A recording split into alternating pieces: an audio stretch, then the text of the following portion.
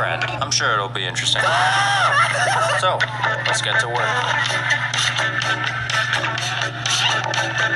So the first thing that comes to mind when opening GTA is the whole entire world. So we're gonna try and get the GTA 5 map. So it looks like someone actually made it in Minecraft. Here, we gotta try this out. Alright. Ginanood natin yan. Gosh, what? Ito man ang This is so panood. accurate. We were just standing there in game. But you know what we really need? We need some shaders, man. Dito na lang. Oh, this is so much better. We got the Maze Bank Tower. Hey, yo, wait. This looks familiar. So now we need the minimap and the whole entire world. Makita natin yung bibi manok dito. Mas kuhain ko yung... Huwag mo nga kunin! Oh, cute. Cute, guys? No.